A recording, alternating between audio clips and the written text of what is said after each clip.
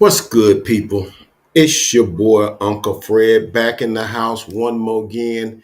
We done had time to sleep on it, think about it, contemplate on it. What do you feel? What are you thinking about? How you residing within yourself with the developments of yesterday's game? Um, we need a reset. Do what heads need to roll? What positions need to be removed? Now, I got a suggestion for you guys. I know it ain't gonna happen, but I'm gonna explain to you why you can't do it the way we've been doing it. And then we're just gonna talk about, as we talk about moving on with a new head coach. Some of the coaches that I like that I think they could look at, but then we got to make that move when got a chance to make it. But we're gonna talk about all that stuff and even more. Than if people come in and chime in with me, they can come in and talk or whatever. Because this thing still big is still. But we're gonna talk all about it, man, in just a minute.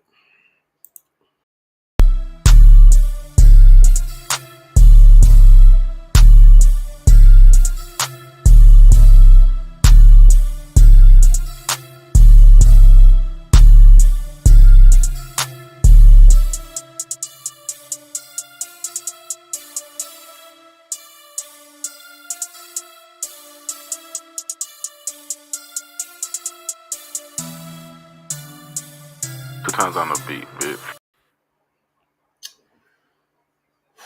Once again, what's good, people? Uncle Fred here, Uncle Fred's Rants.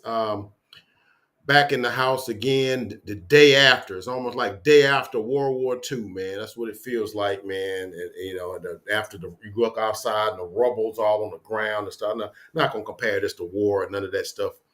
We're trying to stay in and stay warm today in my part of the country. We got snow all over the ground. We MLK Day. It's so we're not working today, not working tomorrow either. So I might even come in and do a video tomorrow, man, just to kind of, since I got a little extra time on my hands.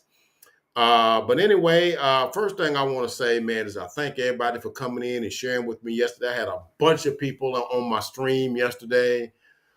I've never had that kind of traffic on my stream, and I'm hoping that I can parlay that into some new subscribers and new people watching my channel and stuff like that. Because I think, I mean, I don't think I'm nobody special or anything like that. I just a middle-aged man, that loves his sports, and I think I got a lot.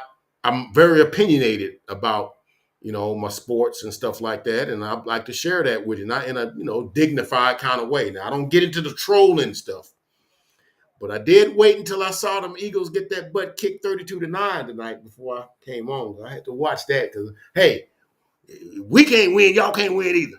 When heck we can get our butts kicked and y'all get to keep y'all's. Not gonna happen. Not gonna happen. So yeah, we at home, y'all at home too.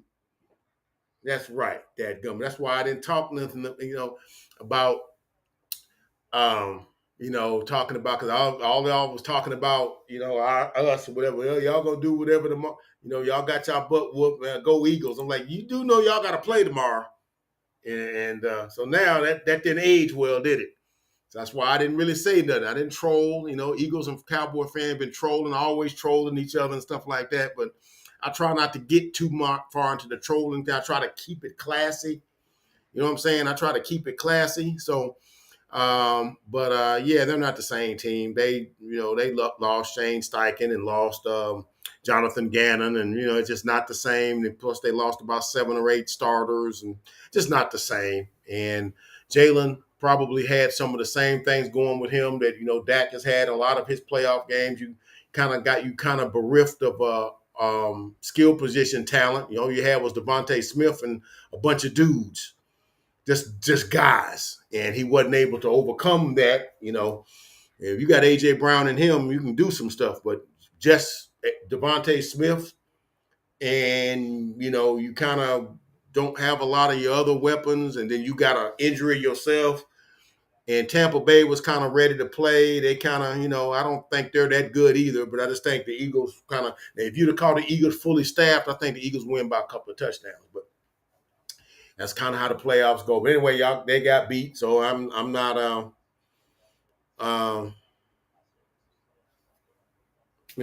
what are you gonna say?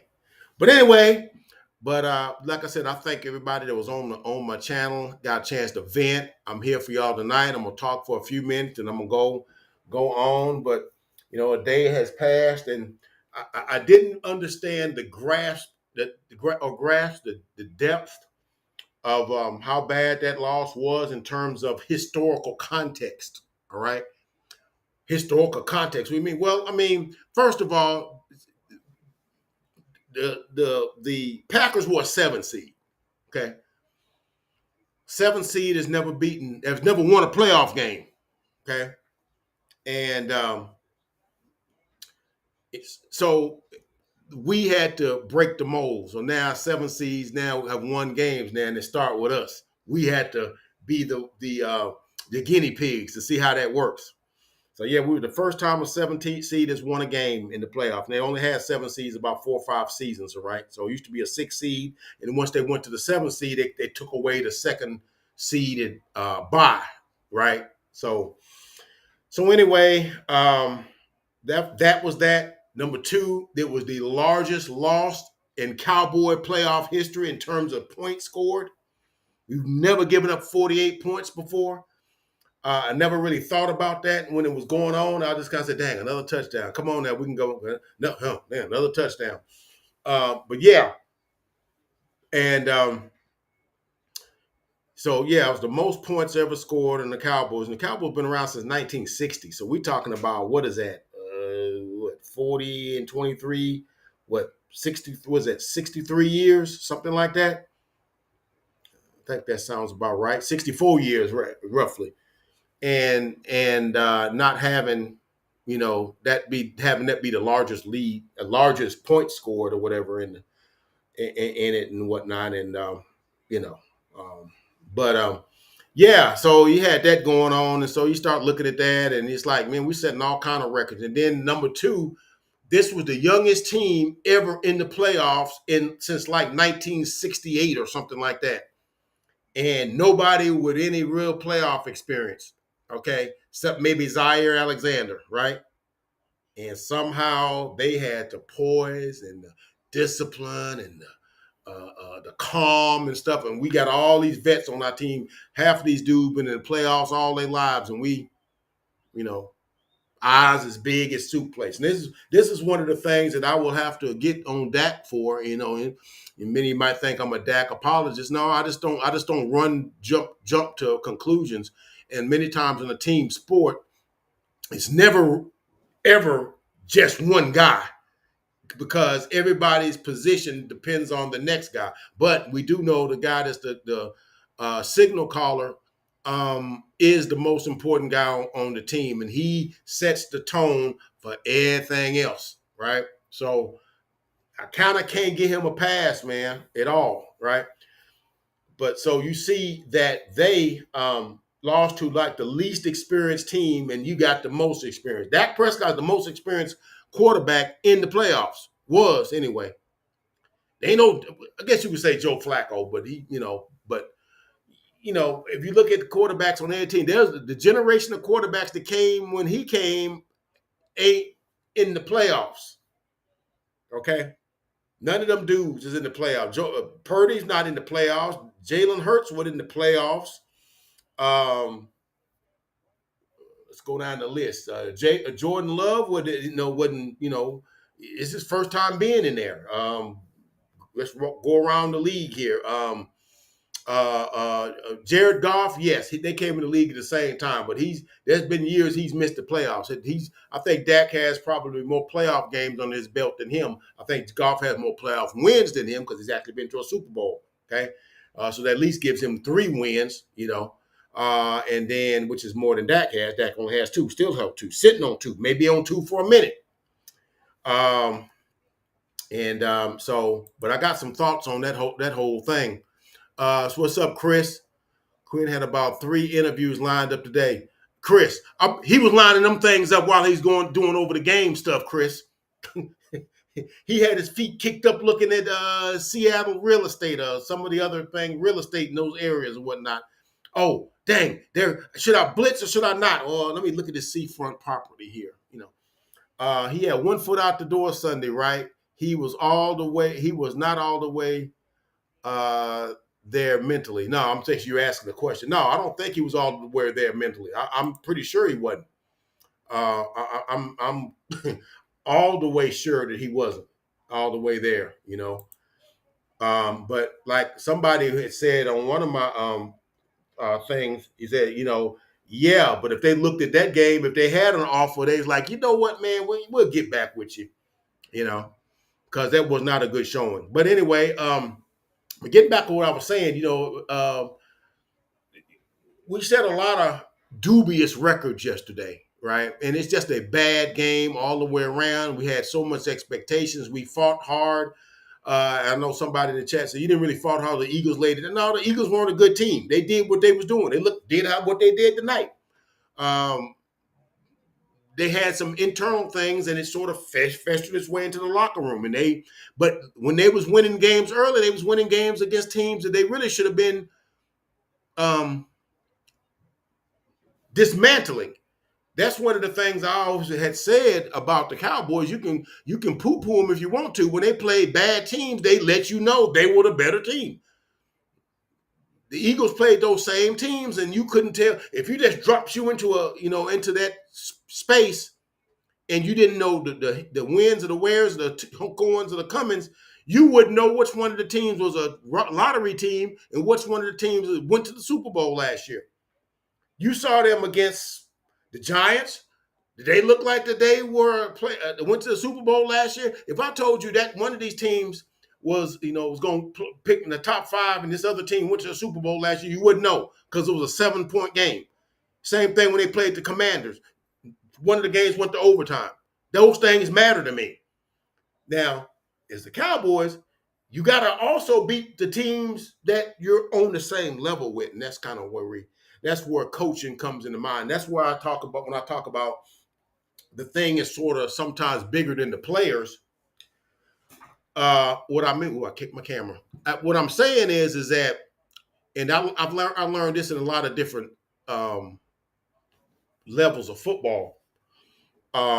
That when the talent level is, when you're better than another team, it don't take much coaching to beat them. You just beat them with talent. Okay. When the talent level is equal, that's when coaching comes into play because our talent is equal. So when the Cowboys play the Lions, they're about equal in talent. Okay. Now, actually, the Cowboys may be more talented if you listen to the AP. Cowboys had 9 players on the AP, All-Pro. AP meaning All-Pro team. With 3 players, first team or second team All-Pro on the offensive line, but they gave up a ton. Well, not a ton. They gave up 4 sacks. Now the Packers are supposedly a middle of the road offensive line, and they pretty much kept Jordan Love upright. And somebody said, shoot, he could wear that jersey next week. He ain't getting nothing on it. He can wear that jersey next week. Didn't even break a sweat. So you got that going. So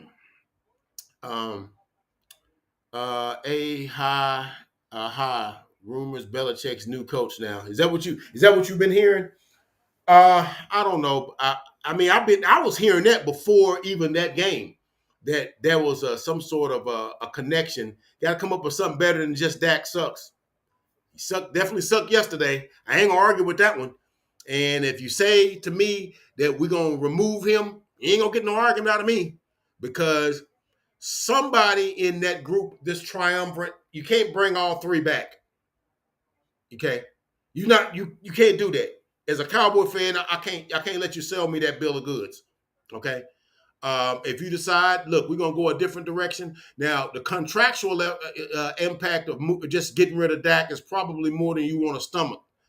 So, and it's sort of like in order to sort of make it work, you might have to extend him, but you can't extend him for what he wants. And I almost don't want to extend him because I think we done kind of seen this before, and he's just kind of done his thing with Dallas. It's 8 years, and we done seen all we can do with that. I don't think there's nothing else we can do with that. So I'm just gonna say he sucks because guys that suck don't go to the pro, don't are not all pros. Does the moment become too big for him? And if we want to get further into the thing, we got to go a different direction. Yeah, I'll listen to that argument. But I'm not going to just say Dak sucks because the dude almost threw for 70% completions and 4,500 yards and 36 touchdowns. Okay. But somehow when it comes to the playoffs, things kind of come unglued. But I will say this, don't it come unglued for everybody that's playing? That's just my observation.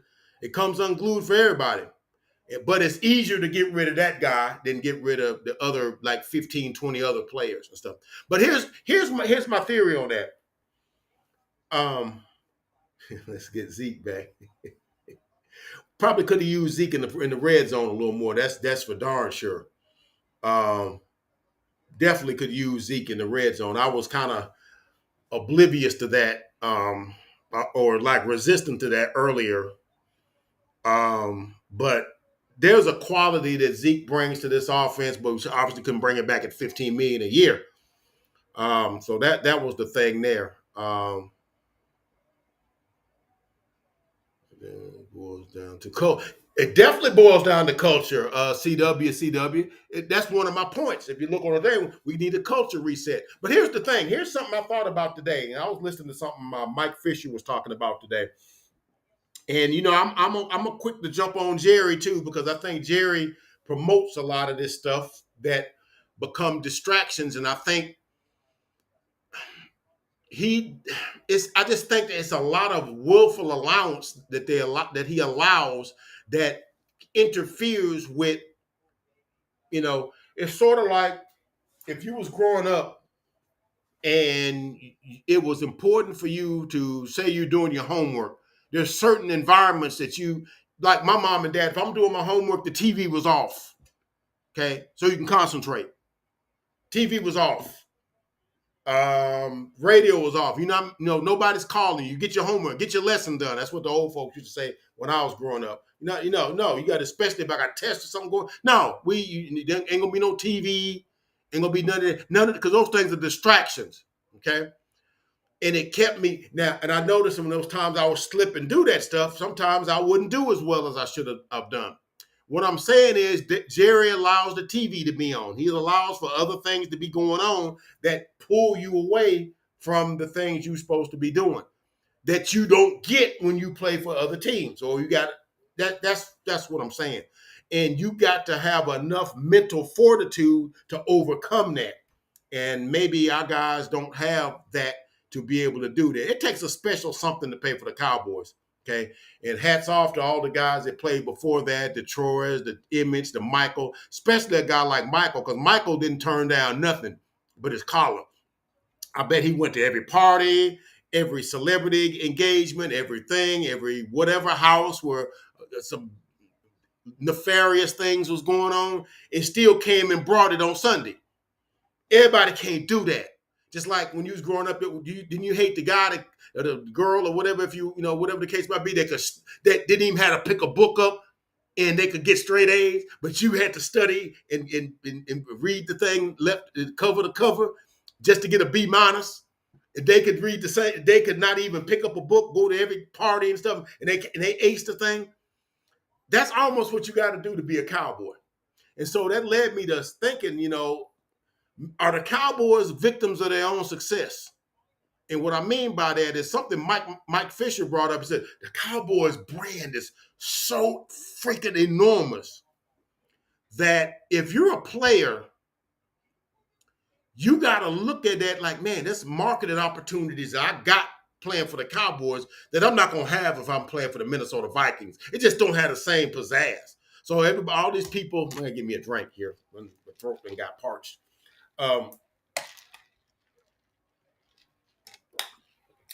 If you're Dak Prescott, and he's like, okay, I'm playing for the Cowboys, and I'm going to maximize, because you don't know how long you're going to play the game. The game could be taken from you any hit to the head or get your knee, because 2020 that could have been career ending for him, right?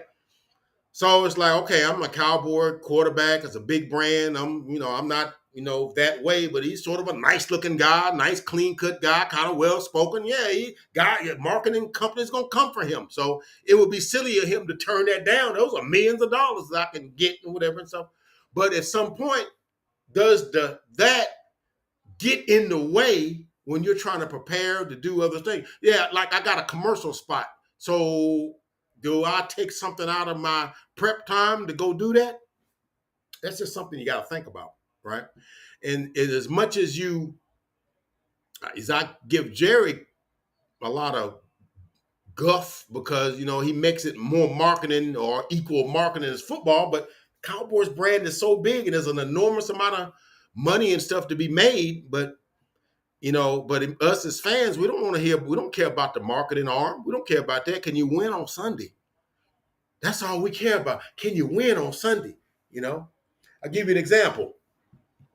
The Kansas City Chiefs got a sort of a marketing sort of thing going on now with the Taylor Swift thing. Because, every game that they're in, every time Travis Kelce makes a play, what are they paying the camera? Up in the box, and you see her doing another thing, whatever. It's like, and I bet you the Kansas City Chiefs don't really like that because they don't embrace the marketing thing like the Cowboys do. And I read somewhere that Jerry was kind of talking this kind of tongue-in-cheek to his players, like, hey, ain't y'all got some high profile model, singer, dancer, performer, or celebrity that y'all can be dating and stuff so I can get that extra buzz? See, not understanding that those things cause distractions. You don't think that's a distraction with Andy Reid and their game preparation is like, I got to make sure I get the tickets for her to get to the game, for Taylor to get to the game and all this kind of, you don't think that interferes with them? And, if you look at the Chiefs, they have not been as good as they have been in previous years. And I know there's other reasons for that. Not having the talent at wide receiver and stuff like that. But I've seen Patrick Mahomes not be as good. The team don't seem to be as dialed in as they have been. And those things, I just don't think those are accidents, right? So the Cowboys can be a victim of their own success, But I got another point I want to make, and then I'm going to look at some of these chats. One of my things and as I said, somebody has to go. I just can't see you bringing back Mike, Dan, and Dak. Somebody has to come back. Has to go, or else you are kind of like disrespecting us as fans. Because you've won 12 games 3 years in a row, but that don't really manifest itself. Oh, I remember what the other thing was. It was another dubious stat that we had. We're the only team in the history of the NFL to have three consecutive 12-win seasons and didn't at least make an appearance in a conference championship. I mean, the dubious feats, the hits keep on coming, man. They keep on coming. So there's something that goes into when you go to the playoffs and the lights is on and all that stuff. Something is not being plugged in. And I don't know what it is. And I know you can just easily say, okay, if you just got rid of that, it'll be solved. And I don't know that I would, if that was the truth, I say, go in and get rid of him, just bring in some random dude and just let him grow and let him get better and we'll see what happens. But I just think it's more to it than that. It's a bigger issue than that. And it's not, I don't think it's just as easy as getting rid of Mike. I just think a different emphasis has to be pushed because we just basically doing the same thing all the time. It's becoming insanity. But here's what I think has to happen. It ain't gonna never happen, but follow me on this. Jerry Jones can't be the team's GM. Now I know he is, and he's always gonna be, but the very point that Jerry Jones is the GM is a main problem in the things being the way they are. Why do you say that, Uncle Fred? Because the position of ownership and guys that work in the organization, there should be a degree of checks and balances, right? if the thing don't go right over a certain amount of time, there's the evaluation process. That GM might have to go. Okay? All right, we went 3 years of 8-8 from 2011, 12, and 13. Somebody should have got fired. Okay? I'm sorry. Somebody had to get fired. You know? You can't go 8-8, 8-8, 8-8, and the GM get to keep his job. You can't. You would have got fired. Okay? The checks and balances aren't there. Oh, well, we just try again. No, you can't just try it again another you do. Put somebody else in that position that understands if I don't do well, I could get fired. That means I can't just lay up on getting free agents that can help us. I ain't gonna worry about that. Because you know you always got a job. That's problematic. There's something to that. Every year he's the GM, no matter what happens. They could go 0-17. He's still gonna be GM. That may not be a problem to you, but that bothers me. He's gonna be GM. That don't happen on no other team. There's Rooney's in the Steelers front office, but ain't none of them GM. That's Omar Khan. Okay? And before then, it was Kevin Cosby. Yeah, I know my NFL front office stuff. Okay, the Bills. His name GM's name is Brandon Beane. It's not. I think it's Gluman. What's his name? Pagula. That's his name. That is it's a check and balance thing. The Falcons GM's last name isn't Blanks. It's McKay. You can go on down the line. The 49ers GM's last name ain't York because Ned York and his foundation owns the 49ers. It's John Lynch. He's the GM, right? Jeffrey Lurie, who I just saw in the press box today. I think he's going to make some changes too, at some point. But his GM ain't named Lurie. His GM's name is Roseman. Okay? Roseman knows if he don't get talent, he out of there. Jerry can go get talent. You know what? I'll just pass. That's fine. I'll reheat the same thing I served to them yesterday to eat. They'll eat it because they don't know no better. That's why I wore my stuff today. You see that? That's an Uncle Fred original. That's my stuff. See that right there? That don't say Cowboys. That says Uncle Fred. Y'all, I'll give y'all some information if y'all want to pick up on some of this stuff. I'm just messing with y'all. But and that's just my form of protest, sort of. And I'm not saying now we should protest or we should go picket or nothing like that. I'm not saying it. I'm just saying if organizations aren't doing, or not putting your concerns in, consideration, at some point you got to let them know, and, them folks understand the bottom line. What I'm saying is that,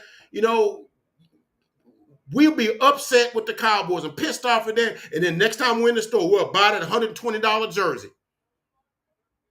And as long as you buy that $120 jersey, they're going to keep doing the same thing they've been doing. They're going to keep reheating the same meal and serving it to you. And you'll complain about it, but you'll keep eating it. That's all I'm saying, man. So, yeah, this is my – and I'm not giving up on the Cowboys. I'm going to wear my stuff at some point. But the day ain't the day. Because I'm upset at them right now, from the top down. Players, front office, ownership, everybody. Mad at everybody. So yeah, I'm wearing Uncle Fred stuff today. The next video I might wear Uncle Fred shirt. I got a couple other shirts. And and I'm not telling you what to do. I'm just saying that's what I'm doing. And that's, if you go to a restaurant, they don't do your stuff right, you let them know, hey, this soup is cold. This steak is tough. And, you have rights as a consumer, Quit accepting everything I'm mad, but I'm going to spend about 10 grand going to the games. Oh, okay. Well, then you want things to continue, you know? So that's all I'm saying, man. That's all I'm saying. Yeah, right. It's a big thing. Here's a G. Because where's the accountability going to be, CW? Where's the accountability going to be? You know? Because, like I said, they could go 0-17 next year. Totally unacceptable. When the Lions went 0-16 back in 2008, that's what allowed them to get Matthew Stafford. They clean house. They cleaned house. What's the guy's name? He used to play for the 49ers. He was the GM. He got gone. Our former DC, Mary, I can't think his last name, but he was the coach. He got gone. They fired him. Okay, you can't be the head coach of a team that went 0-16. Okay, Rob Marinelli, that's his name. Rob Marinelli was the coach, and I think Matt. I can't think his last name. Can't think his last name. He used to play for the 49ers and the Raiders, but I can't think his name. It'll come to me in a second. But they cleaned house.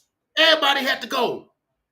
You 0-16. Cowboys could go 0-17, and Jerry will keep his job and be like, hey, we certainly didn't get where we wanted to go this year, but we'll just keep grinding away and get. No, you ain't grinding away. You need to turn in your notice and give it to somebody else, a football guy. You know, I'm sorry, and I'm sorry to have to go to my high voice because that stuff is I'm passionate about that. You know, and we just said, Jerry, stop. You know, I'm not gonna tell him sell the team. So you know, when heck, I'm selling something that's worth $9 billion that I bought for a couple of $100 million or whatever million or 40 million or whatever he bought it, and it's worth 9, 10, 11 billions. No, I ain't selling it. But you can't continue to run it the way you're running it because we're not successful in the thing that you're supposed to be known for, and that's playing the game. That's all I'm saying. Wear your Emmett jersey. I'll see if I got one. I think I got one back there somewhere. I think I got one. So Matt Millen, that's his name. Appreciate that, Simon Toko. Appreciate that, man. Thanks for watching the video too. Yeah, Matt Millen. Yeah, they cleared the house. They fired everybody. This dude drafted a wide receiver first pick for 3 consecutive years, knowing you needed offensive line, knowing you needed defensive line, knowing you needed corners and different other positions and stuff. And yeah, you're gonna end up being 0-16. And that's what they did, and they cleaned house. Jerry Jones, the Crypt Keeper. Oh, man, you was on last night, man. Appreciate you coming back, man. I appreciate you, man. Appreciate you. Jerry Jones is the only constant in all these. Yes. Like I said, I'm not saying Dak Prescott has to come back, and I ain't going to say that, or Tony Romo. But I've rooted for Tony Romo when he played for us. But them guys came and went. So did Jason Garrett, Wade Phillips, Shane Gailey. What's the guy's name? It was the defensive. Golly, I can't think his name. He came right after. He was the 5-11 guy. I can't think of his name. Was it Dave Campo? I think. All them dudes came and went. And we still did the same thing,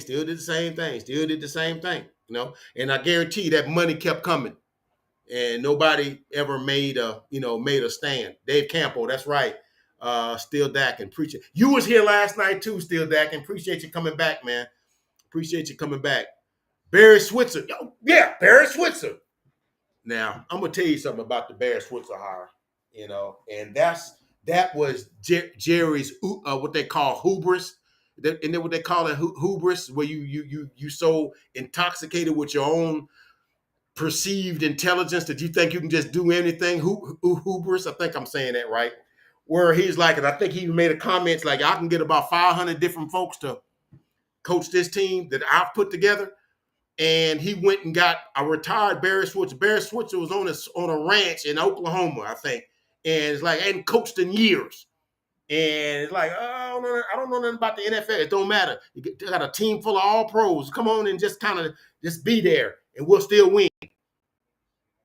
And it won for a while because the team is still good. That team, if he had never made that decision, I think we could have won 2-3 more Super Bowls. But the hubris got in his way, and he had to it was still Jimmy's team, still Dak and Wright. It was still Jimmy's team, and you still had guys like Troy, who was still trying to like uphold because he missed Jimmy because he missed that discipline. Some guys like discipline, Some guys know they need their butts kicked every now and then for them to do well and don't like okay, yeah, you can eat ice cream before your meal. That's fine.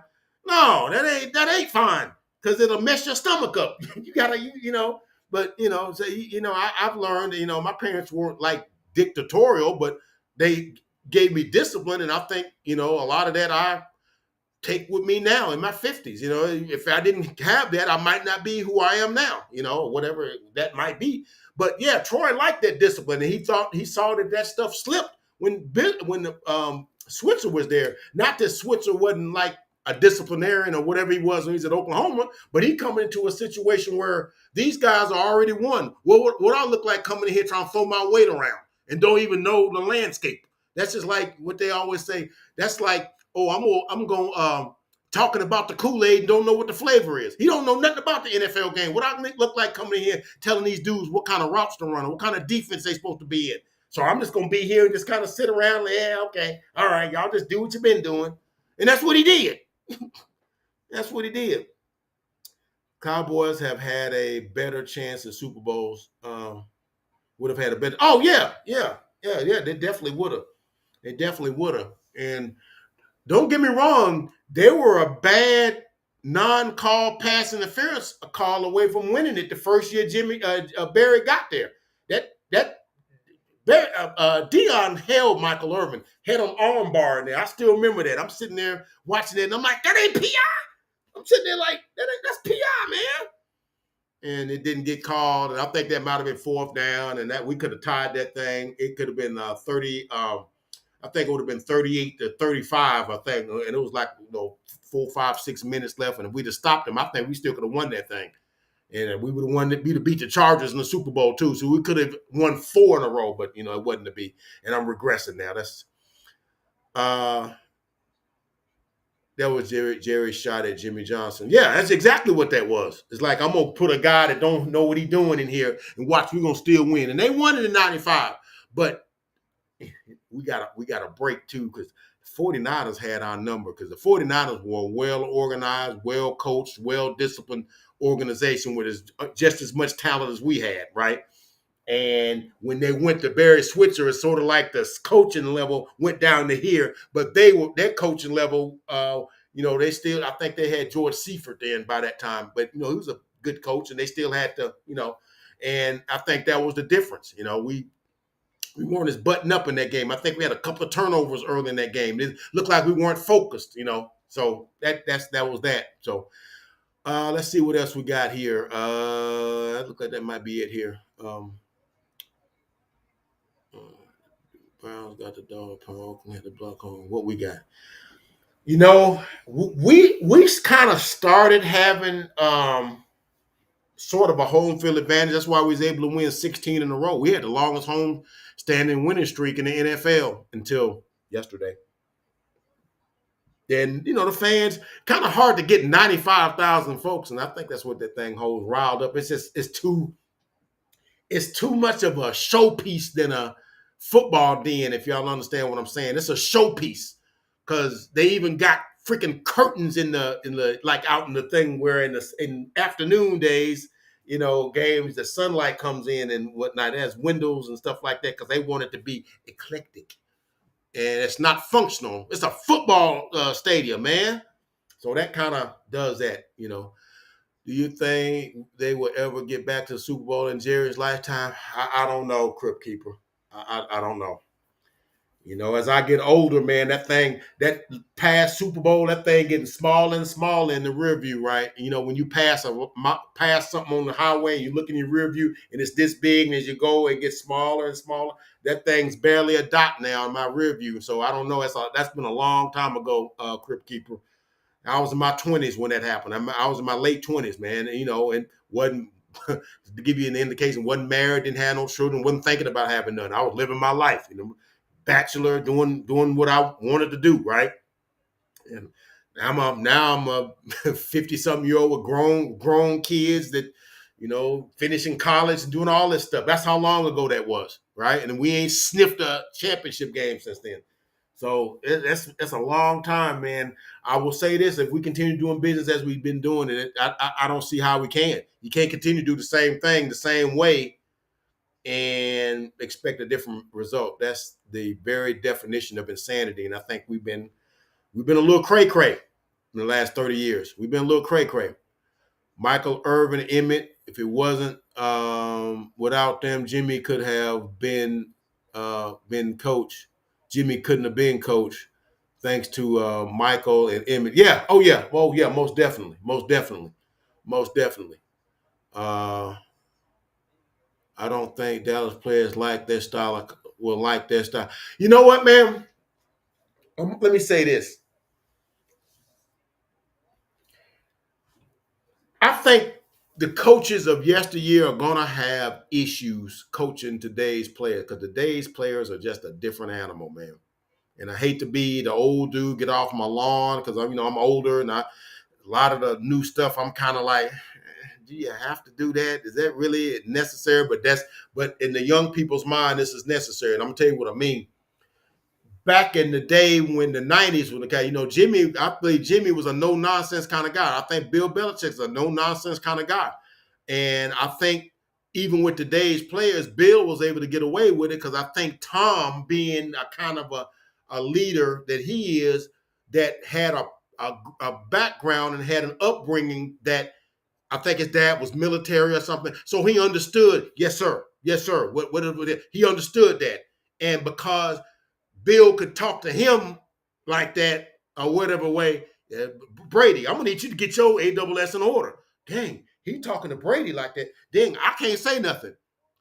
Even though I don't like that, dude, Brady's taking that. I got to take it too. So Brady, I think, allowed Bill to be the kind of dictatorial kind of guy that he was in an era where that's not done, right?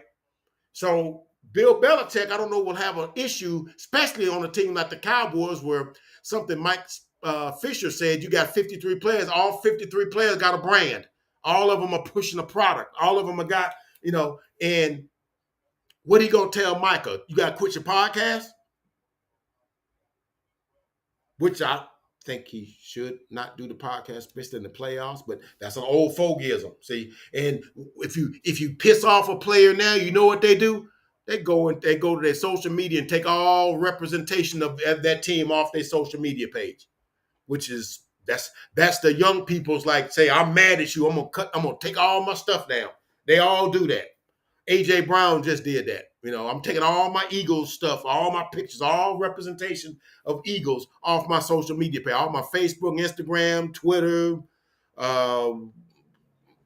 TikTok, whatever, how they do that stuff. I'm not all into that like they are, whatever.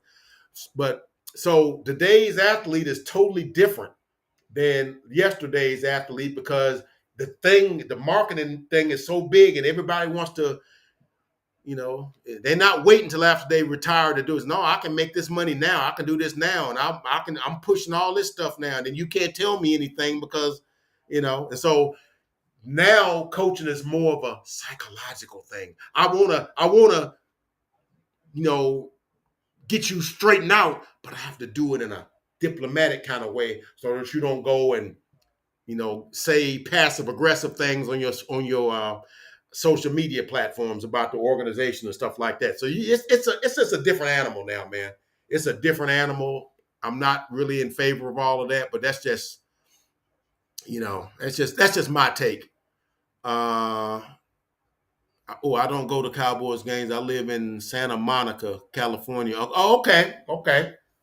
I was in Los Angeles, a few years ago, and I think I saw Santa Monica Boulevard. I think I saw that while I was there. Are you older than me? You don't gotta tell me how old you are. Why? Hey, dude, Crypt Keeper. Let me tell you something. Don't cry.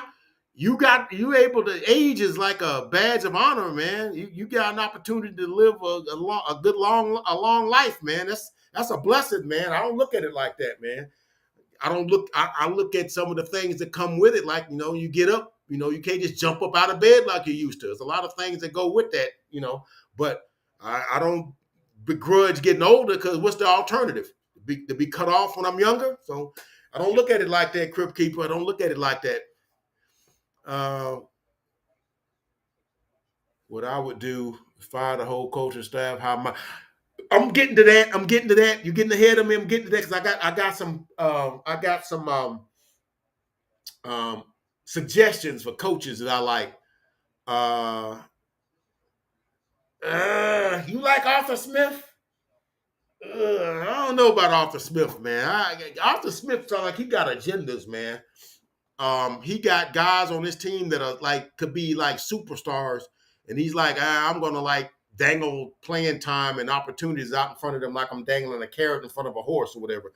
You got a kid like Bijan Robinson is like you get down in the red zone, I'm gonna take him out and put some random running back in there because a lot of people was complaining about that. And you got a guy like Kyle Pitts, and you throw him the ball maybe 1 or 2 times, maybe 3 times a game, and it made people think that they weren't happy with him and could trade for him. So I don't know about Arthur Smith, man. I think he's a brilliant dude, but I don't know. There's something about him that don't jive with me. But I like Mike Vrabel. I'm gonna get to that here in just a minute. Wink Martindale. You know what, man? Wink Martindale is a good DC man. Think he blitzes a lot, and I think he's a blitz crazy guy. But I know he will be more open to us having linebackers, which I'm tired of the big nickel 15,000 safeties and 3 linebackers, 2 linebackers on the. I'm sick of that, man. Let's play defense, man. I don't want that, man. So Dan Quinn can let the doorknob hit you, even though I think he did some good things while he was here. I like Wink Martindale. Yeah, we could have signed Derrick Henry. We could have signed him for this playoff run, but I told you yesterday, and I know people don't think I know what I'm talking about, but it's just stuff I've seen. Cowboys don't like getting outside dudes. They just don't. I don't know. I'm not going to honor Dallas Cowboys. He has a loud mouth. Look, man. Danny in the house. Look, man. I got a lot of issues with Micah Parsons, okay? And he kind of impersonates a lot of those things I'm talking about, but today's athlete, okay? Because that's the thing that's available to them. Because I didn't like it that he was on social media Saturday talking about the Cleveland guy getting smoked on a 75-yard touchdown by the Houston Texans. I guarantee you, we're not going to be like that. I'm not going to look like that on film when I'm like, yeah, I didn't see you in the game yesterday at all, other than you got a holding call. That's why you really don't, you're distracted. You got your eyes on other teams instead of on your own team and your own stuff. And he says something, you either be fabulous or be forgotten. And I think his performance yesterday, he'd be in the category of forgotten, right? Because I didn't even know he played yesterday, man. There are very good pros. There are still some very good pros that take strict coaching, but there are too many too many lets and too many sensitive players. But if you scout well, you have a good culture and keep good back. Yes, because I guarantee you got 53 guys. You're going to have a couple knuckleheads on the team. It's a couple of them because it ain't like you're going to have 53 quad boys. You're just not going to have it. And to be honest, I wouldn't mind having 1 or 2 knuckleheads because you need a couple of dogs on the team that you don't F with. You need a couple of them dudes on the team because when stuff get kind of out of hand, you need that guy to kind of rectify stuff. You just don't need 10 of them. That's just the way I look at it. Arthur Smith as an OC was good, but as hate. Oh yeah. I see what you're saying. He wasn't good as an OC, as an HC, but not but good as an OC. Okay, I can go with that. Every coordinator is not a good head coach. I'll raise to you Wade Phillips. Wade Phillips was a good DC. Look at what he did for the Rams and what he did for the Denver Broncos. Those defenses were, he won Super Bowls for 2 different teams as DC. But as a HC, too much of a grandpappy. Too much of a guy look like they can run over, and I don't like that. Or say if you think growing old sucks, consider the alternative. That's right, Crypt Keeper. You got that right. Yeah, I think it's an AC he was in over his head. Yeah, I think so. I think he kind of was. The best 88. I'm gonna rank them. I'm gonna rank them. Still Dak, and I'm gonna rank them. I'm gonna go Michael Irvin. I'm gonna go. I'm older. I'm gonna go Drew Pearson. I'm gonna go Dez Bryant. I'm gonna go. I gotta bring. I gotta bring CD at number 4. Not saying I don't think CD Lamb is good, but prime time Dez Bryant was a beast, man. He just kind of was, and in playoff games and whatever they do, it's just sometimes I thought he, was a little too emotional, too much of, but he always brought it, man. So I got to give him a little. I still got to see a little more fire out of CD. I think the talent is there. I think he kind of checked out in the first quarter in yesterday's game. I didn't like seeing that, man. He kind of checked out. I think he left Dak hanging a couple times yesterday, man. And I didn't like that. And I think that forced Dak to try to okay, I got to appease him. And I think that pick 6 he was trying to force it to him. And he shouldn't have done that because some other guys, and like I said before, I think they didn't give the ball to Brandon Cooks enough. And I don't think they run routes for him that get him in the open because I think he's got speed that almost makes him uncoverable, but you got to throw it to him. But that's just, but yeah, I go Mike, I go Mike, Drew, Dez, CD. That's the way I rank them.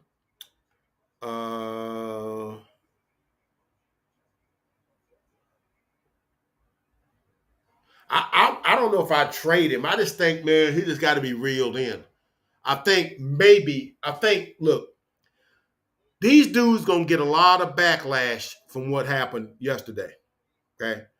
As much as these guys on social media, you know how he's back and forth with A.J. Brown. He's back and forth with Deebo Samuel. He's back and forth with a lot of these other guys. You think they're not giving him the business for, dude, y'all got walked down by a 7 seed and got all this stuff happen to them. You think that? So sometimes these kind of things have a way of humbling you. And that's what I'm kind of hoping that does, because it's like, man, I did all that talking and stuff because I didn't even like him talking about the holding calls and stuff. We get it. Yeah, it needs to be brought, but quit belly aching to the refs. Because all that do is, like you said, you begging the dude. They know. They see it. They know that they're doing this to you. They saw it. They just don't care. Okay? They're messing with you, trying to get you off your game. And you're proving it because it's like you in mid-thing, you giving up on the thing to show them they be holding you. Keep playing. That's my thing there. And I think that's got to be, he's got to get out of that, man. And maybe sometimes you got to be humble before you be great. And I think this year was a humbling experience, man. It was humbling to me as a fan. I was starting to feel pretty good, man. I was strutting around with my Cowboy stuff. Now I'm kind of like, because I ain't wanting to be laughed at, man. But I'm still wear it because, I got 45 years of this thing, man. So, yin yang situation. Choir guys, you got to have some knuckleheads. It's got to have a little bit of this. That's the Giants' problem. They only draft choir boys now. Yep. Let's see here. You think bringing in Coach Prime and his son quarterback for our Dallas? You think? Only because I don't know how. Look here, man. Coaching the Cowboys, it ain't like coaching Colorado. The coaching the Cowboys is a beast, and it ain't made for everybody. Everybody can't fit here. Everybody can't. It's like it's a lot to it, and just because you did it, say, in Minnesota or did it at Atlanta, don't mean you can cut it here. It's too many things with the Dallas job, and I know Deion understands some of that because he played here. He knows the thing, but I also know that one of the things he said that he wouldn't coach the pro players because they not like how they were when he played, and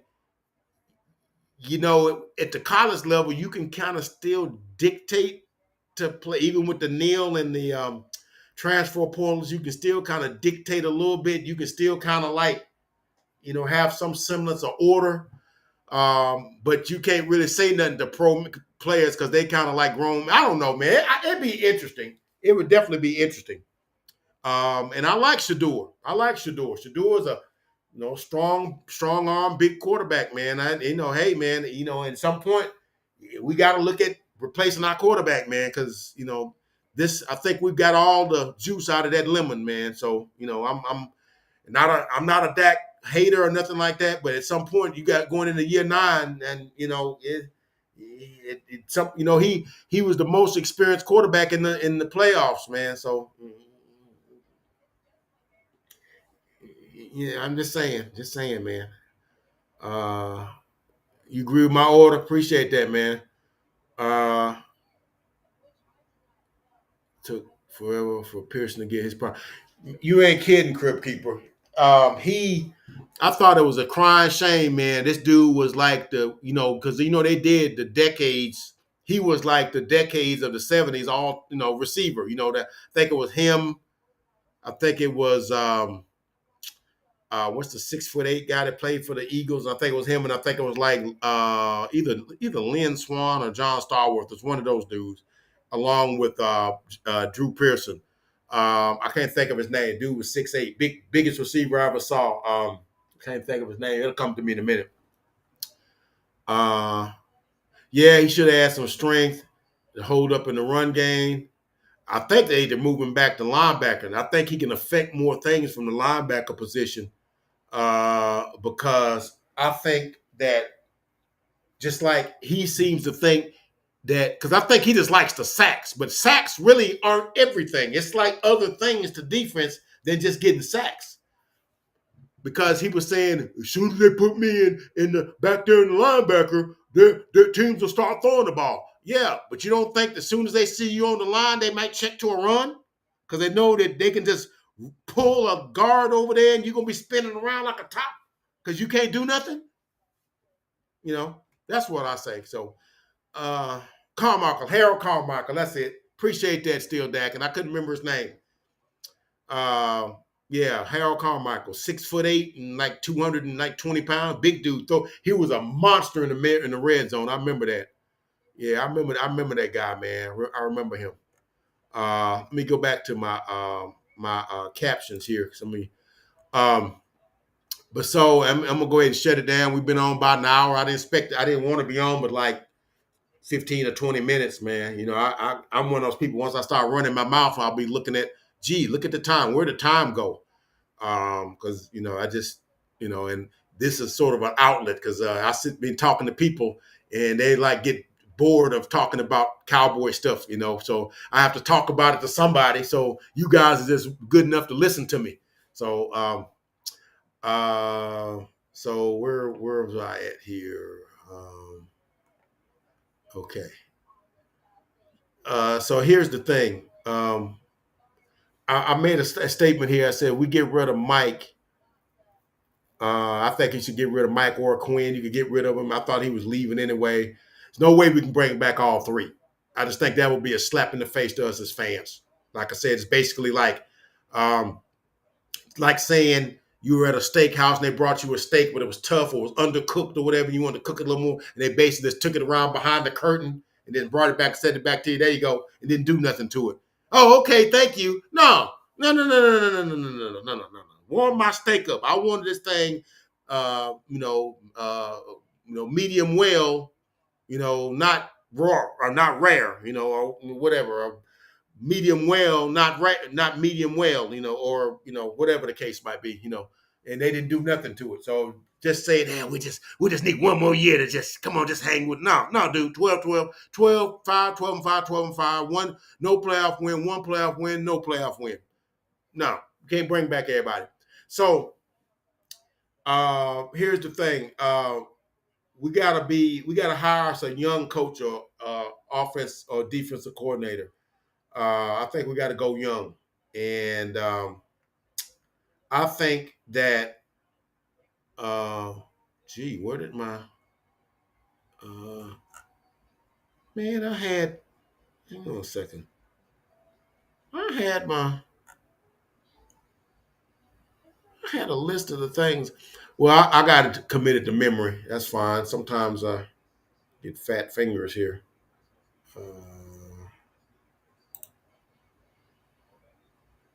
But anyway, I look at a guy like Ben Johnson for the Detroit Lions, but I know he got interviews lined up. Everybody's looking for that guy, and I think something Mike Fisher said. Soon as the Detroit Lions lose, that dude is like, somebody's gonna lock that dude up, right? I think a name that ain't nobody talking about is Bobby Slowick, the offensive coordinator from the Houston Texans. He is off that McVay tree because he was the kind of quarterbacks coach, sort of like the pass game coordinator or something like that when he was at San Francisco. And then when DeMeco Ryans left the 49ers and took over Houston, he just took him with him. And you see how he's got C.J. Stroud looking. That offense looked good because I thought the Cleveland defense was going to smother them because that's a great defense, right? And they just dialed that thing up, man. And I could see him doing that here at Dallas, man. I could see him doing that if Jerry and the brain trust, if you will let him coach and not interfere, let him do his thing, not mess with him. Okay. I would like to have him as that. Then if you want to go DC, I like Aaron Glenn, the DC of the Detroit Lions. He was listed as the top defensive coordinator in the league. I don't know about that. I like Mike Macdonald. He's also on the list. He's the defensive coordinator. The Baltimore Ravens, also a top 2, top 3 defensive unit. You see how they dismantled that San Francisco juggernaut when they went up to Santa Clara. I think he'd be a good if we want to go defense. I think Mike Macdonald would be a good fit because he's coached every level of defense. Linebackers, another thing. I think that's one of the problems with our team this year. The guy we had at linebackers coach, I think he was a crony that they just pulled in there. And I think they didn't have good continuity with the players. And we just didn't get good linebacker play this year. And so that would help in that regard. And then he could, let him, hire a good offensive coordinator or whatever, if you want to go defense, whatever. So, and then I like Mike Vrabel. I think Mike Vrabel will be a good coach because I think defense will be good. And I think he brings a toughness that I think we lack as a team. I think we were a little soft Sunday. I hate saying that about my team, man. That just seems like whatever. I think they're a little soft Sunday, man. I think sometimes we get punked, right? I think Mike Vrabel not letting guys get punked. He's like, no, if you like that, you can't play for me, and stuff like that. And I think he's a tough, no nonsense coach, and as much as you can be now. And I think he brings a level of toughness and fierceness to. And I'd like to see Vrabel, if you're gonna go that route, if whatever. So, and so those are the guys I had looked at, and I thought might be a good, of course, you got your pie in the sky. You go get Harbaugh, which I think he's probably going to end up in Washington, man. That's what I think, man. If he leaves Michigan. I think that's where he might end up because Michigan, at Washington, you get a chance to kind of be in on the ground floor of something with a bunch of cap space and like 5 picks in the first 100 picks. So you got some room, a lot of cap space, and you get a chance to get you a quarterback that you can groom and put you an offense around him that can work with him. Of course you got a new, setup. You got a couple of years that you could 2-3 years that you could. Because everywhere else you're gonna be on the clock. Like if you was get hired by the Carolina Panthers, Mr. Tepper wants you to turn that thing into a 12-win team next year. I would not want to work for him. Okay.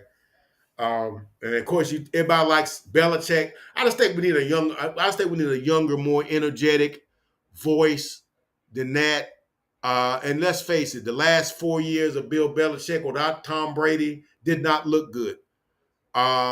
He does not look like he knows what he's doing on the offensive side. In other words, outside of having Josh McDaniel, what did his offenses look like?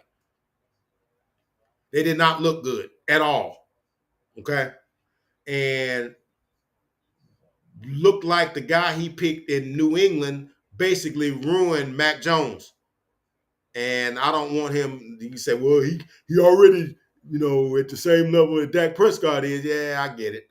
But that's my only problems there, and he's 72. I mean, now here's my problem. Now, see, Jerry always looking at an opportunity to seize a stage or see something. I think Jerry would hire him just because he'd like to be the team of record when he gets the all-time coaching victories record. That's what Jerry would do. And even though we might go 5-11, 6-12, or 6-11 or whatever, for a couple of years, but he'll get to be the coach when he breaks Don Shula's record.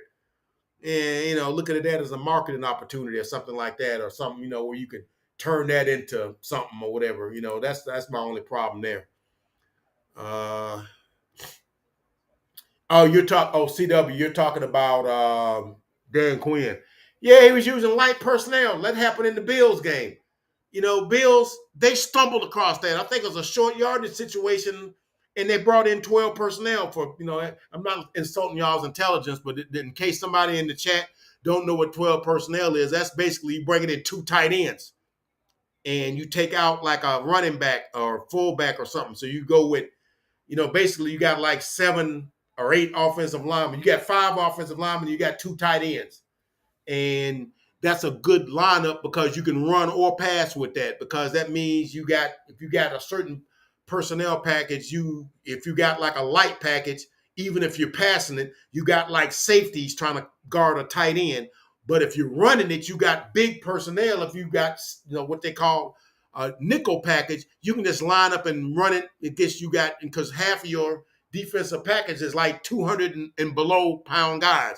And most tight ends are 240 and 250 and above. And, of course, all your offensive linemen are 300 and above. So, basically, you just lean on guys, and you can get 7 or 8 yards. I think Buffalo stumbled across that and like, hey, we got 6-7 yards with that. Let's see if we can get on it second down. And then they got 6-7 more yards. And Dan Quinn never pulled the package and brought the big personnel. Oh, let's try it again.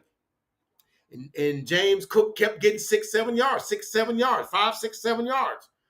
And that's like, it never went away from it, because back in the day, my coach would tell me, he's like, man, if something keeps working, you keep using it till they stop it. And we never stopped it, so they kept running it. Ran it to the tune of 49 rushes.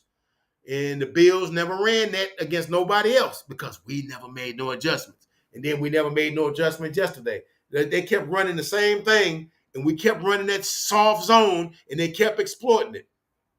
No adjustments was made. So I don't know, man. That's a game, clean slate, Jerry. Step back, Jerry. Yeah, CW, that would be the thing, but Jerry not gonna do that. His hubris is not gonna allow him to step back ever. He's going to be GM until the day they throw dirt on him, and then it's gonna be Steven. Then he's gonna be GM. Okay. They're dug in on a Jones is always going to be GM. They're dug in on that. Okay. And if something happens to him, it's going to be Charlotte. Okay. So it's going to be always a Jones. That's the way they run it. It's going to be like that. Came in for the 7 seed, expect to keep your job. No, you can't keep your job. No. Mike Fisher was saying, Mike McCarthy's job is safe, relatively, unless they go down 50-0 or something. And basically like saying something that couldn't possibly happen. And then when it got to be midway through the third quarter, it was 48-16. And I'm like, yeah, 50-0 or 48-16.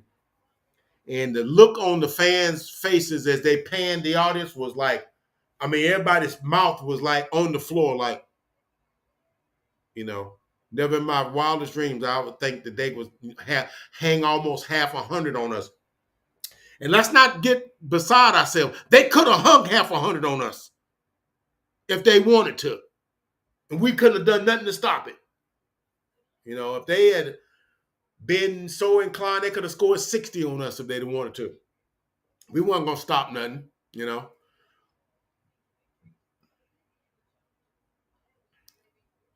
He might not be ready. because I think this is his first year as an offensive coordinator. So that was just, CW, that was just me like picking guys that I thought like would be sort of guys that I think are doing a good job and would be, but no, he's only had 1 year as a head coach, as an OC. And like I said, being the OC for Houston Texans and being the head coach for the Dallas Cowboys is kind of like being the head coach of a high school team and being the head coach of the University of Alabama. It's just two different things, two different levels. Oh yeah, I forgot about guy. I can't think of his name. He used to be the head coach of the Tennessee Titans. I can't think of his name. Jim Schwartz. Forgot about him. He was on my list. Jim Schwartz. Flacco's interceptions doomed to Brian. Yeah. Yeah. You're right. You're right about that. It will hold him back unless Deshaun Watson comes back and becomes the Deshaun Watson that he was 2-3 years ago. But I think you get away from the game. Remember, he was away from the game for like over 2 years. It ain't like you can just pick up where you left off. Because most of those guys that play a sport, you're continually to play and you're practicing, you're doing different things, you're around the team, you're doing stuff. For 2 years, he didn't play, and people kind of had the idea, oh yeah, he can just go back and be exactly what he was, be on a new team, new personnel, new coaching staff. You got all this stuff hanging over your head that you got to play with. That's a distraction, but whether he brought it on himself or not, which I believe he did, I'm going to say that. I believe he brought that on himself, but it's still a distraction. You were naive to think he'd be the quarterback he was at Houston before, when he was just, the next thing. If he becomes that dude again, yeah, that's not a bad investment. And he'll, trust me, when 4 or 5 years, 2-3 years from now, that's going to be right in the middle of where the other quarterbacks' salaries are. Because like the salary we're paying Dak Prescott is like 11th in the league. It was a lot when they gave it to him, but right now everybody's making more money than him. Justin Herbert has making more than him, and has never won a playoff game, never been to the playoff but once. And all these other quarterbacks are making more. So, which is fine, they can. I want to be the best quarterback. I don't necessarily have to be the highest paid. Okay. Dabo Swinney. You think he can coach pros, man? I ain't got no problem with Dabo. I roll with the Tide. I rolls with the Tide. He used to be a Tide. He was on a 92 championship team with Gene Stallings. I remember, yeah, I don't know. You think, Harbaugh to the Chargers? Yeah. That would be good. Or Quinn to the Chargers. But shoot, if I'm the Spanos family, I'm looking at what he dialed up yesterday. I'm like, you know what, man? I ain't hiring you. I ain't got no problem with Dabo. Dabo's good. He's good. That's my pick for the Chargers coach. All right, Dabo Swinney. Harbaugh. Yeah, Harbaugh. Yeah. I mean, he's got some it used to be the San Diego Chargers, obviously. And I think they used to coach in San Diego, and I think that means he has some relationships with that family and stuff. So, fan wanted Belichick. Head for real. Yeah, of course they want to bring him to that school. Not going to be GM. I would love for them to just go ahead and give what's his name, the GM, and quit playing around, because that dude goes out and he does the things GMs do. He just don't get the credit. Like, for instance, the player selections and stuff like that. That's what GMs are supposed to do. You're supposed to go to these different places, go to these combines, go to these things, and actually be there, not in shaking hand sessions. You're supposed to be there evaluating. You're there with your stopwatch. You're looking at guys and trying to evaluate talent and stuff like that. Jerry goes, but he using it as a PR thing. He's not. What is he gonna tell you? Oh yeah, that guy looks good. Okay, break that down for me. He can't do that. But Will McClay can do that. You know, go on and get that dude a GM job and let him and give him autonomy to do what he needs to do. And go on somebody said this in the I think it was somebody's show I was watching their chat. He said, "Yeah, give him the job and you go on like a 4-year vacation and go see the world or something." But we know that ain't gonna happen. The Bills' last 4 or 5 years, the season's been awful. Really? You don't like Dawson Kincaid? You don't like Dalton Kincaid? I think Dalton Kincaid is pretty good, man. James Cook is okay, man. Maybe.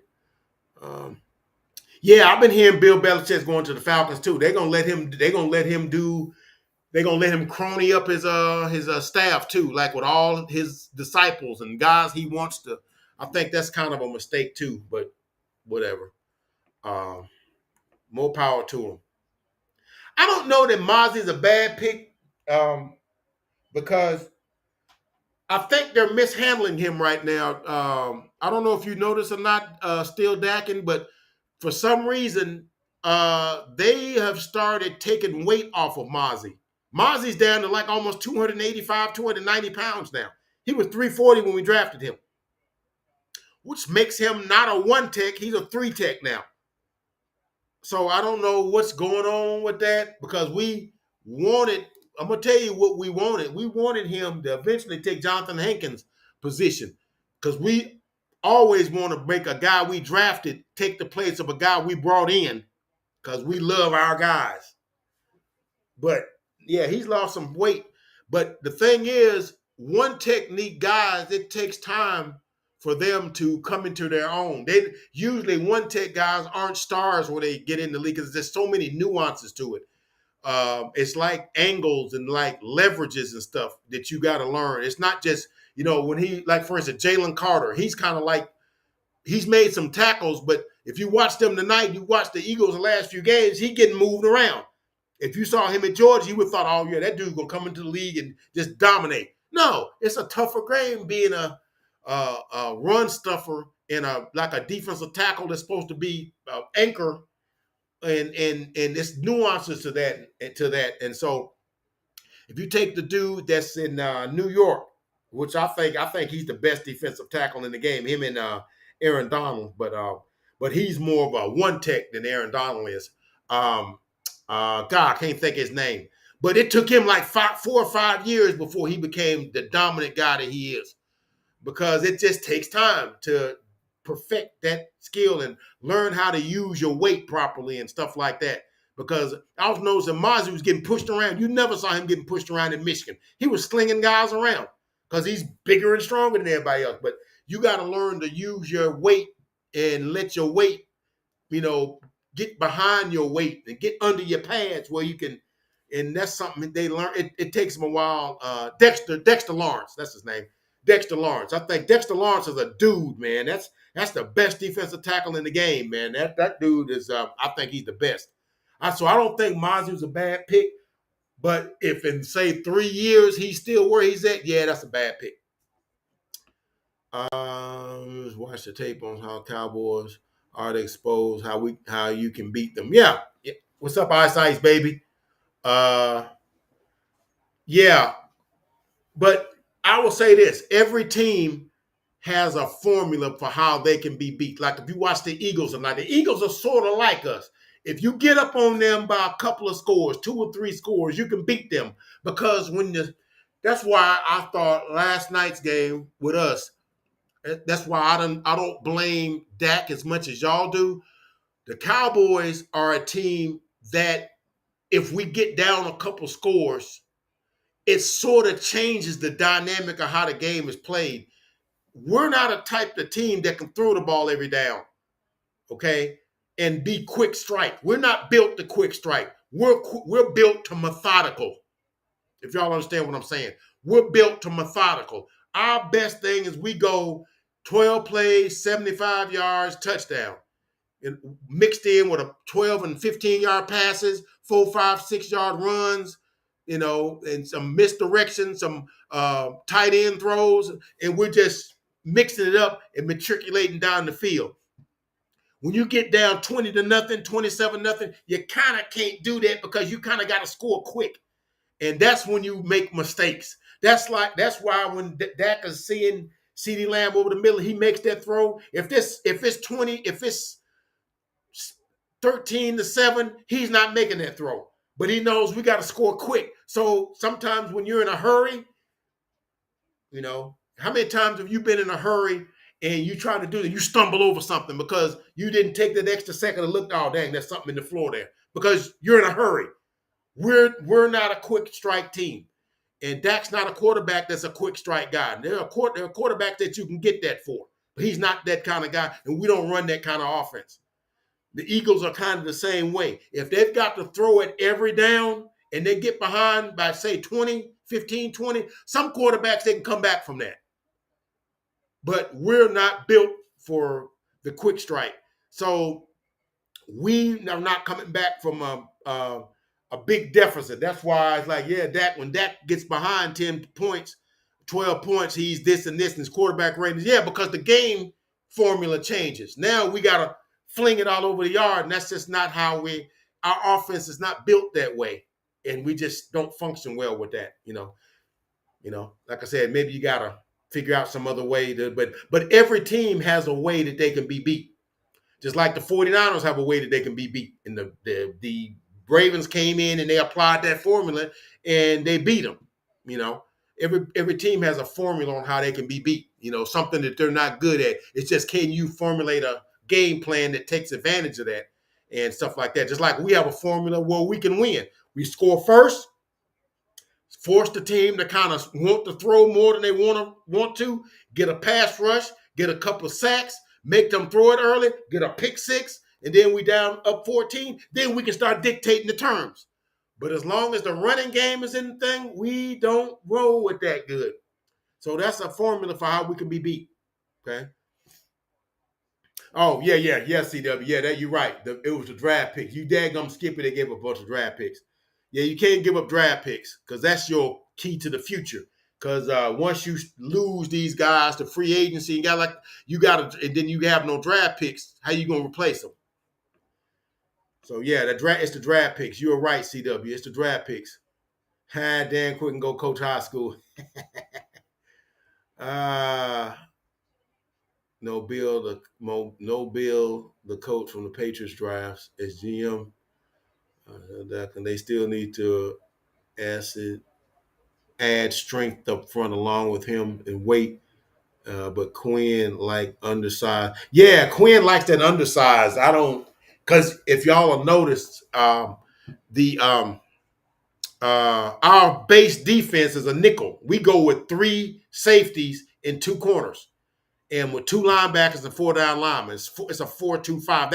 That's the definition of a nickel defense. That's a light box defense. Okay. Especially when one of your linebackers you got listed as Micah, but really you got him on the line of scrimmage at 240. And the other guy is Damone Clark. And just for the record, I like Damone Clark, but Damone Clark has been an NFL linebacker for a little over a year. Remember, he had that spinal fusion thing coming out of LSU, and he missed a lot of his first time. He's been an NFL linebacker a little over a year. So there's a lot of things he doesn't know how to do. So basically, he's our only linebacker. So basically, and then you bring in a safety as linebacker. Teams can exploit that, and we never address that. Yeah, I think I got some knowledge still, Dak, and I'm not gonna be arrogant about it. I know I just think it's because I've been around a long time. I don't think I'm any smarter than nobody, but appreciate the shout out there, man. Dexter Lawrence, that's a dog, man. Vita Vea is also great, but he wasn't good initially because you got to learn how to use all that weight, man. He's about 340, 350. He had a monster game tonight too. You got to learn how to use that weight, man. Because you got to make it work to your advantage. Jeffrey. He's good too. He's real good. He's like one of the best too. He's making a lot of money too. That dude making a ton of money. making a ton of money. I blame the defender more than that. I think they equal. I think that they equal participants. But I will say this. I saw the game tonight. Just an example. The Eagles' offense really wasn't there tonight. I saw Jalen Hurts struggling a little bit tonight, right? And I saw, he made a couple of plays, but not having AJ Brown hurt them because you got Quez Watkins as your number 2 receiver now. He's Jalen Tolbert, okay? Maybe not even as good as Jalen Tolbert, right? So I knew he was going to have trouble finding his receivers and stuff like that. And I knew the offense was going to struggle. So when they went 3 and out or 5 and out, and then you see the Eagles giving up runs, where guys should have been tackled for 4 and 5 yard gains, and they're getting 15. And then you see the wide receivers breaking off 65 yard where they should have been tackled for a 6-7 yard completion. I said, now that's exactly what happened to us yesterday. Because, Dak and CD wasn't on the same page, but if you kept plugging away at it, maybe they would have figured it out. But at the same token, the defense can't give up a 93-yard drive because, or give up a 75-yard drive on 12 plays, and the offense is on the sideline. You know how you get your rhythm? By being on the field. And so the two things work against each other. So, and that's why I was trying to show him. He said, now I see what you're talking about. My son was he an Eagles fan, so whatever. I couldn't convert him. He was mad at how the Eagles was giving up them plays and stuff like that. I said, now you see how I was feeling yesterday. Dak and CD was struggling, but then the defense couldn't hold it down until they figured it out. It's like, y'all suck, we gonna suck too. And that's why I hold them up both. And, Dak's, the blame pie, I give Dak 33%. I give the coaching 33%. I give the defense 33%. Okay. The interceptions were bad, man. Although I still think that first one was a pass interference. I hear a lot of people saying, no, that's just a good cornerback play. I just think, man, the ball's in the air. You can't really grab a guy, but whatever, man. Because I think that kept Cooks from getting to where the ball was, and it's what it is. It's what it is. The pick six was, but I think the pick six came because Dak was trying to push it, trying to force it because we got to score. Because we down 20 points. And if we don't get started now, we're gonna lose. And I think that's what it was. But hey, it happened, and you got to get blamed for that. So 27-0 is can't. Yeah, and I knew they weren't. When it was 27-0, that's when it dawned on me. Yeah, we're done. Eagles lost 6 of the last 7 games. They sure did. Lost 6 of their 7. So. And I kind of held back on my trolling of the Eagles until our game. I said, I ain't going to say too much because our game got to be played. Because there was a couple Eagle fans in my chat last night. I was like, okay, y'all still got a game to play. Okay. Good luck tomorrow. And I tried to keep it classy, the Crypt Keeper. I tried to keep it classy. And you got your butt whooped. It was 32-9. The Buccaneers could have scored a late put-on touchdown. They could have put a 40-burger on y'all, too. Could have easily done it. So y'all and so they at home just like us. If we can't win, dadgummit, y'all can't win either. Y'all home with us. We can look at each other. Yeah, y'all can't win either. Yeah, you're right. They're always gonna be the number 1. But hopefully somebody else will take that off our hands. But anyway, people, man, it's like 12:30 almost in my neck of the woods. I'm going to go ahead and sign off now, man. It's been a pleasure talking to y'all tonight, man. Talking Cowboys, talking football, man. I love y'all, man. Share my stuff with other people, man. I'm trying to get my stuff up to 1,000 viewers, 1,000, so I can at least get a couple of pieces of money because this is actually a hobby for me right now. And I can't really commit as much to it as I like because I got a full-time job. That, I work at night. So I work at night and, I share this office that I have. This is with my wife. She works works from home, so I can't be in here in the daytime doing videos because you see how loud I get. If I could just whisper and do it, I could do it, but I can't whisper because I'm too passionate. So I do it at night when I get off. So that's when I do my videos. But today, I didn't work, and tomorrow I'm not going to work. So they've already called us off. We got snow on the ground here, and I'm in the South. So if it's like an inch of snow on the ground here in the South, boy, they close schools, close stores. All the milk and bread is gone. Uh, all that stuff. So anyway, so we'll be back tomorrow. We'll talk to you some more, and I hope y'all sign in with me, and we'll talk to you guys. So any other chats, man? Yeah, good night, guys. We'll talk tomorrow. We'll see you guys. And with that being said, please like, comment, and subscribe. Become a part of the Uncle Fred's sports experience. I guarantee you, you will not be disappointed. Please share it with other folks. Let other folks know, man, if you want good, sensible Cowboys and even other sports. I got a sports palette where I know other sports. I know NBA. I know college football. I even know a little baseball. I know a little bit about everything. A little bit now. A little bit. And we can have some dialogue, man. We can do that. So share it with other folks, and let's grow this thing, and we can talk and share this content with other people, man. But that's all I got, man. We'll catch you guys on the next video. God bless.